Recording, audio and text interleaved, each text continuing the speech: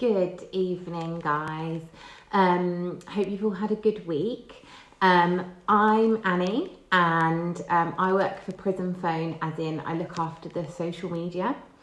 And because of that, they give me the freedom to write and talk about the news stories and things that are important to you guys, without any, product placements and things like that. So let's have a look at what's been in the news this week. So the first story is about, it got quite an interesting reaction this one. HMP Doncaster are going to have to change some locks because an inmate has stolen some keys. There's not much really to talk about on the story apart from the obvious. They were stolen last Wednesday, they think. They think they know who took them, and they've detained him. He's 24 years old. That's literally all we know. And they've put extra measures in place for the time being until they can get everything sorted. Serco are going to pay for the majority of the locks to be replaced, so it should be all sorted out. And it's been highlighted that there's no threat to the public. So yeah. So that was that story. I will post all the links in the comments below once I've finished, so you can read more on the stories as I tell you them. The next one that again got a big reaction, not necessarily a positive one. Oh.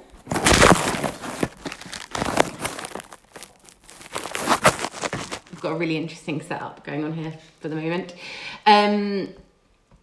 So not necessarily a positive reaction, but Karin Matthews, it's been reported that she is going to be leaving the country for the first time.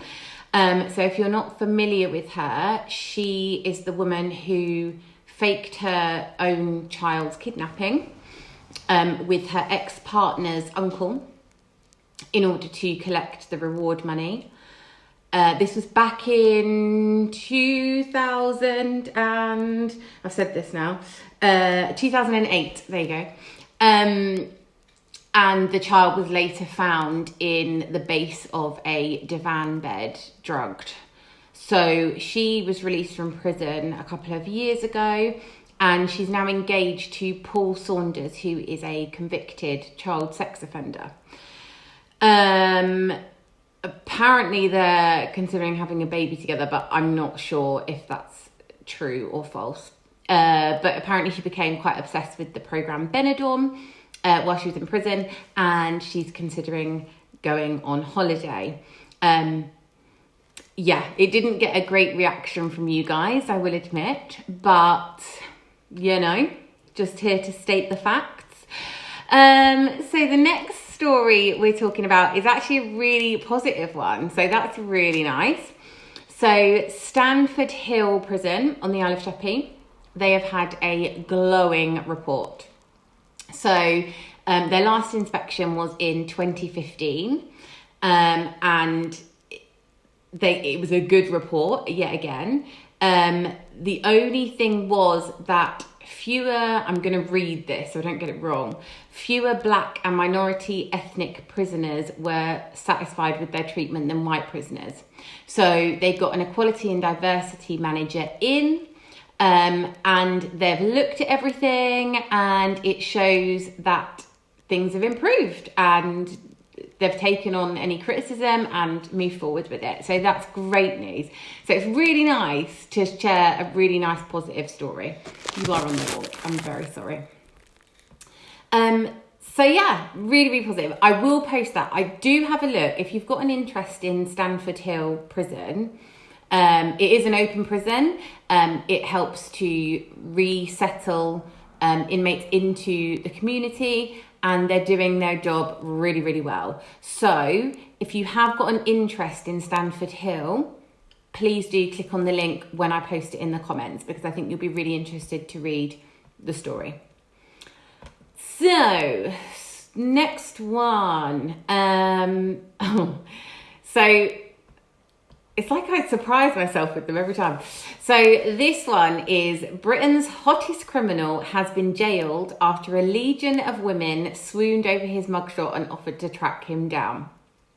So this is Oliver Hargreaves, who's 29. And Humberside police were looking for him. And he got quite a lot of attention from women on the internet regarding his mugshot, but his arrogance got the better of him because he then posted a comment saying, "Catch me if you can." Police managed to track him down through his phone, through his Facebook status, and yeah, they got him. So yeah, that was quite an amusing story. So again, have a look at his mugshot and be the judge for yourself. And then the final story for this week is about the TV license fee. Now, what this is about is that they're looking to decriminalise it. So 5 people last year got sent to prison for not paying their TV licence fee. Now, obviously, it's not a case of you don't pay, you get sent to prison. There is a few more steps to that story, to that situation.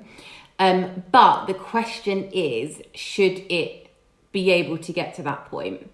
The BBC came under scrutiny last year for stopping free TV licences for over 75s. So unless they're on the pension benefit, then they won't get a free TV licence. Now you can imagine there's a lot of older people that are very lonely, and sometimes it's the only other voice that they hear of the day. So the BBC came under massive scrutiny for that decision.